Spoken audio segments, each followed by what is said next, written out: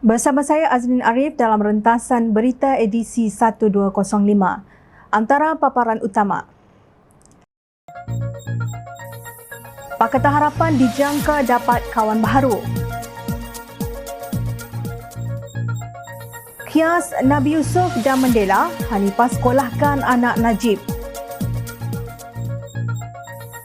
Jangan lontar batu jika tinggal di rumah kaca. Mengapa masalah sosial Kelantan serius?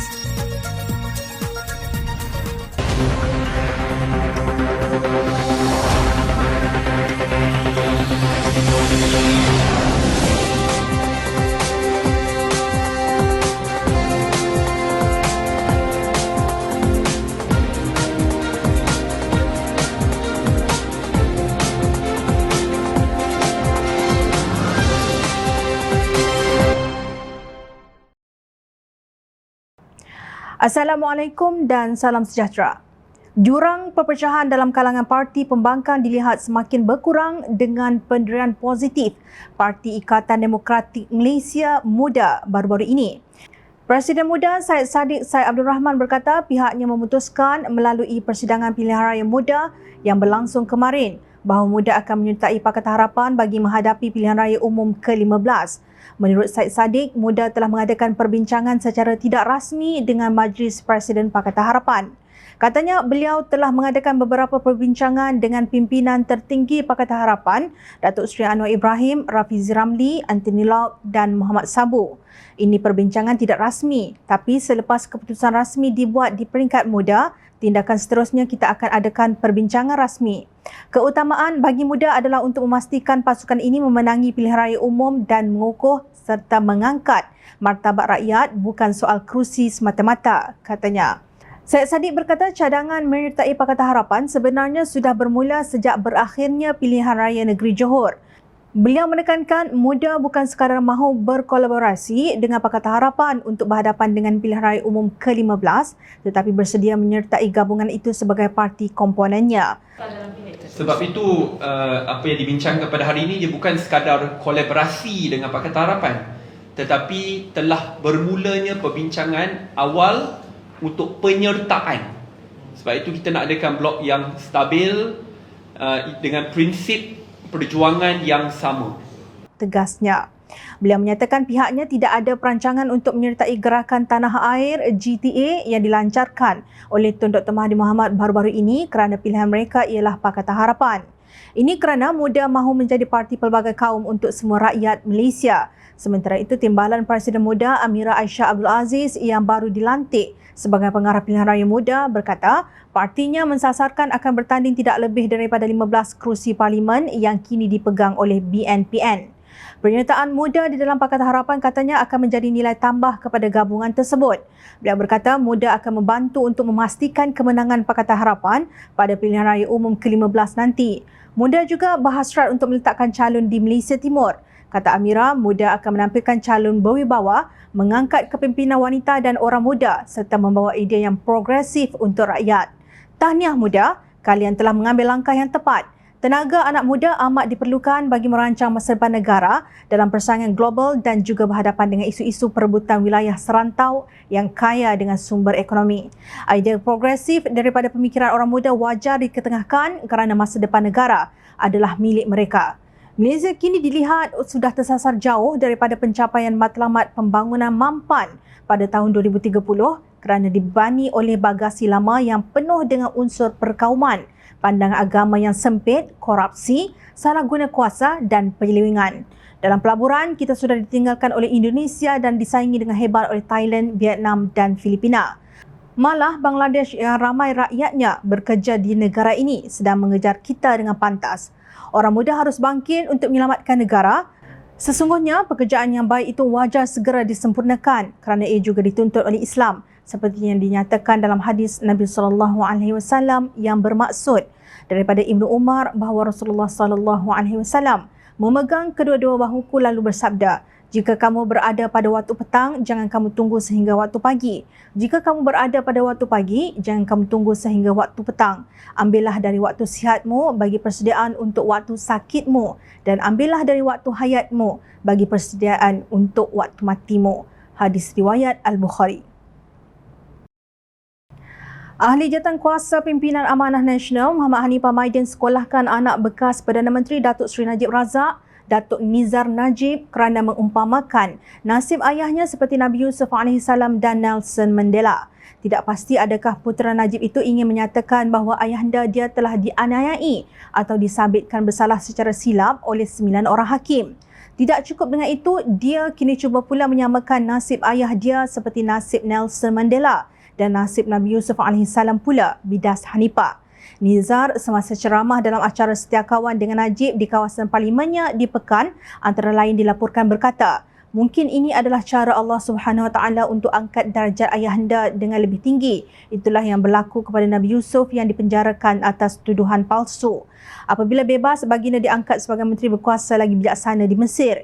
Itu yang berlaku kepada Nelson Mandela.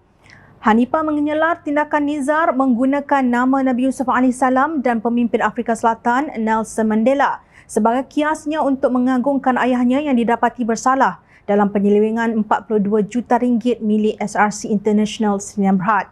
Jika hanya nak samakan dengan mendiam Nelson Mandela pun telah dilihat sebagai keterlaluan, apalagi jika dia nak samakan nasib ayah dia seperti nasib Nabi Yusuf AS. Maaf nak tanya sikit, ada lagikah analogi merapu selain analogi dia tersebut? Bidasnya. Menurut Hanifah, kias iaitu analogi yang dibawa Nizar itu teramat jelas, silap dan tersasar jauh. Maknanya ia tidak logik. Beliau menerangkan bahawa kias hendaklah mempunyai ciri yang serupa dengan subjek yang hendak dikiaskan. Misalnya persamaan antara dadah dan arak. Jika kias antara haramnya hukum dadah dengan haramnya arak adalah juga logiknya. Tapi bila dia nak kata dadah itu haram, lepas tu dia guna kias dengan makan Panadol, tak berapa nak kenalah. Maksud Hanifah, arak dan dadah mempunyai ciri yang sama yang lazimnya mendatangkan mudarat. Maka boleh diambil sebagai analogi. Sedangkan Panadol berbeza walaupun sejenis dadah kerana ia adalah ubat. Hakikatnya dari awal dah tak betul untuk samakan bapa dia dengan Nabi Yusuf AS sebab bukan sahaja kerana baginda AS itu Nabi dan Rasul, tapi sebab atau alasan masuk penjara pun tak sama. Nabi Yusuf AS yang maksum itu masuk penjara secara sukarela demi nak mengelakkan fitnah yang lebih besar. Ayah dia pula masuk penjara sebab terlibat dengan skandal kewangan yang amat besar, ujar Hanifah. Beliau menghurai perbezaan nyata antara Nabi Yusuf AS dengan Najib Razak. Nabi Yusuf AS tidak pernah terlibat dengan jenayah, jauh sekali disabitkan bersalah oleh 9 hakim yang kata baginda AS bersalah atas jenayah rasuah atau jenayah pecah amanah atau jenayah penggubahan wang haram. Ayah dia, kata Hanifah, Nabi Yusuf AS dilantik sebagai Menteri Kewangan Mesir pada masa itu selepas keluar dari penjara bagi menyelamatkan ekonomi negara. Ayah anda, wahai anak Najib, masuk penjara setelah masa jadi Perdana Menteri dan Menteri Kewangan dulu-dulu tu, habis dia bagi punah ekonomi negara, sindirnya. Nelson Mandela, kata Hanifah, adalah pejuang bangsa dan tanah air yang berani dan berjasa melawan rejim apartheid yang zalim dan menindas rakyat Afrika Selatan. Nelson Mandela tidak rompak wang negara. Ayah dia, justru Hanifah merumuskan di antara Najib dengan Nabi Yusuf AS dan Nelson Mandela tidak ada ciri yang boleh dikiaskan. Jika nak kata sangat ada persamaan, mungkin ada satu sahaja persamaan kod antara ayah dia dan Nabi Yusuf serta Nelson Mandela, iaitu bab masuk penjara. Tetapi persamaannya itu berhenti setakat itu sahaja. Adapun alasan mengapa masuk penjara ianya terlalu berbeza, tegasnya. Boleh dikatakan perbezaan antara Najib dengan Nabi Yusuf AS umpama bumi dan langit. Manakala kenyataan Nizar menyamakan Najib dengan Nelson Mandela adalah satu penghinaan terhadap negarawan Afrika Selatan itu. Nelson Mandela terkenal di seluruh dunia sebagai pejuang tegar anti-apartheid. Najib pula disebut di seluruh dunia seiring dengan nama Low Tek Jo, Tim Lesner dan Roger Ng dalam skandal Wang Malaysia Development Berhad 1MDB sebagai kleptokrat. Satu kajian peringkat PhD di sebuah universiti tempatan mendapati 88% daripada pemberi rasuah yang didapati bersalah antara tahun 2010 hingga tahun 2014 adalah bukan Melayu. Menurut kajian tersebut, 57.46% daripada pemberi rasuah yang didapati bersalah adalah dari kaum Cina, 30.51% dari kaum India dan 12.03% dari kaum Melayu. Tulis Ahli Jawatankuasa PAS Pusat Dr. Muhammad Zudi Marzuki di Facebook beliau dan diterbitkan Harakah Daily 6 September. Rupanya ini sandaran kenyataan Presiden PAS Tan Sri Abdul Hadi Awang bahawa punca rasuah majoriti daripada bukan Islam dan bukan Bumiputera. Ia sebuah kajian data pelaku rasuah yang sudah lapuk dari tahun 2010 hingga 2014. Tidakkah Zudi yang memiliki PhD tahu data khususnya mengenai tingkah laku sosial yang diambil lebih 5 tahun yang lalu tidak boleh digunakan bagi membuat rumusan untuk hari ini.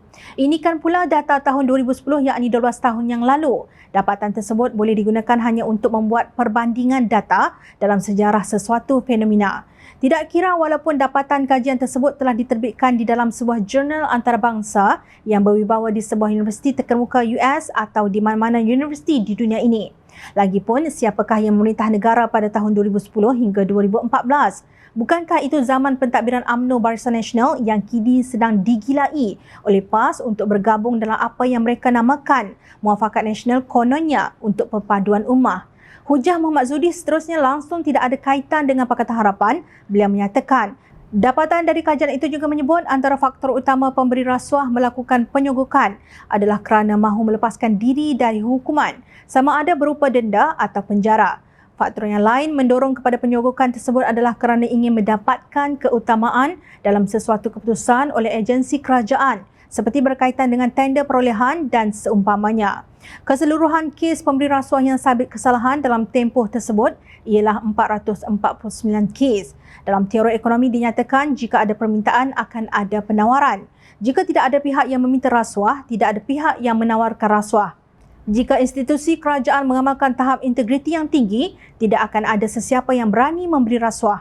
Muhammad Zudi juga tentu tahu indeks persepsi rasuah CPI oleh Transparency International telah berjaya turun semasa Pakatan Harapan mentadbir negara ini. Jom kita lihat skor prestasi Malaysia sejak 2019. Pada tahun 2019, Malaysia mendapat skor 53 dan ditempatkan pada ranking di tangga 51. Pada tahun 2020, ketika Perikatan Nasional mentadbir negara ini bersama Barisan Nasional, skor Malaysia jatuh kepada 51 dan ranking jatuh ke tangga 57. Pada tahun 2021 pula, skor jatuh lagi ke 48 dan ranking merudum di tangga 62. Pada tahun 2020 sehingga hari ini, PAS berada dalam kerajaan Perikatan Nasional Barisan Nasional. Justru tulisan Presiden PAS yang menyebut mengenai perkara ini iaitu bukan Islam dan bukan Bumiputera sebagai punca berlaku rasuah tidak boleh berdiri semata-mata di atas dapatan data lapuk tahun 2010 hingga 2014 tersebut. Hakikat sebenarnya apa yang disebutkan oleh Presiden PAS itu hanyalah rentetan kebencian melampau kepada Pakatan Harapan. Abdul Hadi yang mengapi-apikan sentimen perkauman untuk kepentingan politik bukan Pakatan Harapan. Jika Muhammad Zudi gagal memberi bukti bahawa Pakatan Harapan dikelilingi perasuah, beliau adalah seorang pefitnah yang dikutuk oleh Islam. Muhammad Zudi mengambil kenyataan pengerusi Pakatan Harapan, Datuk Seri Anwar Ibrahim, yang menegur mereka yang mula menunjukkan tanda-tanda amalan rasuah seperti menunjukkan gaya hidup mewah setelah jadi kerajaan. Jom Channel ingin bertanya kepada Muhammad Zudi, di manakah mereka yang ditegur oleh Anwar itu sekarang? Cuba anda toleh ke kiri dan ke kanan. Mungkin anda akan nampak sosok mereka bersama PAS dan UMNO. Pepatah Inggeris berkata, do not throw stone if you are living in a glass house. Maknanya, jangan lontar batu jika anda tinggal di rumah kaca. Putar lagi Zudi. Ahli Jawatankuasa Tertinggi Pusat DAP Yon Shafra Osman menyelar kerajaan PAS Kelantan dan Terengganu yang disifatkannya gagal menyelesaikan masalah sosial di kedua negeri berkenaan. Menurut beliau, masalah sosial di Kelantan paling teruk di negara ini. Pemimpin PAS katanya adalah golongan yang munafik. Kenapa saya cakap ini munafik? Kenapa saya cakap PAS munafik? Ini munafik, ini munafik. Kenapa saya cakap dia munafik? Kenapa saya cakap PAS munafik? Kerana bila Perikatan Nasional jadi kerajaan, dia juga jadi menteri, betul? Sekarang Barisan Nasional, Ismail Sabri jadi Perdana Menteri, dia juga dalam kerajaan kabinet mereka. Mereka kerajaan sekarang. Nak jadi kerajaan apa lagi? Kamu jadi kerajaan, tapi kamu menyokong orang yang rasuah, kamu menyokong orang yang sangat korup, kamu menyokong mereka-mereka ini yang merampas hak rakyat. Yon Shafura berkata demikian pada program Jelajah Angkatan Muda Harapan di Batu Buruk, Terengganu pada 3 September lalu. Beliau menyeru agar keselesaan PAS di Kelantan dan Terengganu tidak dibiarkan berterusan. Cukuplah menjual agama, kata ahli Dewan Undangan Negeri Ketari itu. Beliau menemplak PAS jika parti itu betul-betul menjaga kebajikan rakyat, sudah lama isu air di Kelantan selesai. Begitu juga di Terengganu, jika betul-betul menjaga kebajikan rakyat, isu penagih dadah di Terengganu selesai. Katanya pemimpin PAS hanya memikirkan diri serta poket mereka sendiri dan perlu ditolak pada pilihan raya umum ke-15 nanti. Mereka yang korup, mereka yang rasuah, mereka yang tidak menjaga kebajikan rakyat, kita buang jauh-jauh, tegas Yon Syafura. Jelajah Angkatan Muda Harapan pertama diadakan di Kelantan dan diikuti di Terengganu. Benarkah masalah sosial di Kelantan amat teruk? Sedangkan ia negeri yang ditadbir oleh para ulama PAS selama ini yang membawa slogan Islam memimpin. Isunya, masalah sosial di negeri tersebut bukan baru hari ini dikenal pasti atau disuarakan.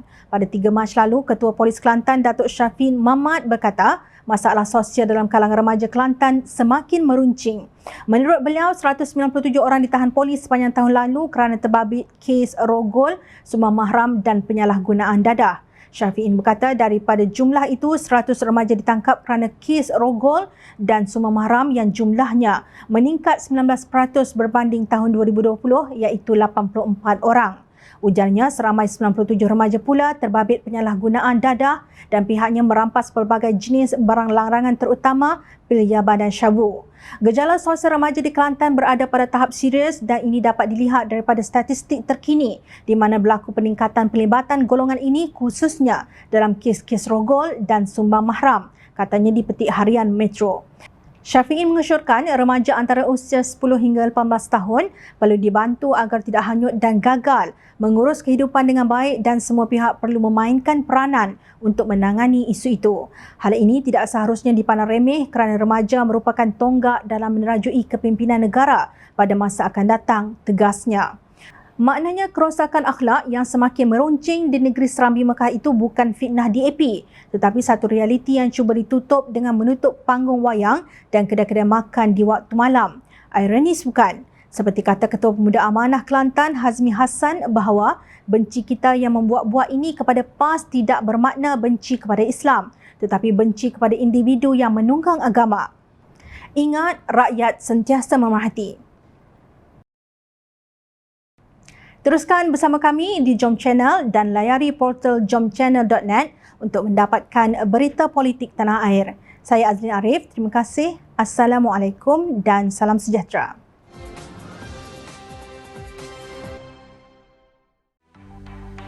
Mencari maklumat dan berita politik yang bebas, kupasan yang tepat, panas. Dapatkannya secara eksklusif hanya di Jom Channel. Komitmen kami, rentasan berita Isnin hingga Jumaat. Berbicara dan isu semasa, kami garapkan secara langsung. Panel-panel berkaliber dan profesional. Interaktif, pandangan anda kami raikan. Jangan lupa bersama kami di setiap hujung minggu dalam edisi khas mingguan. Jom Channel, moving forward, sharing a new experience.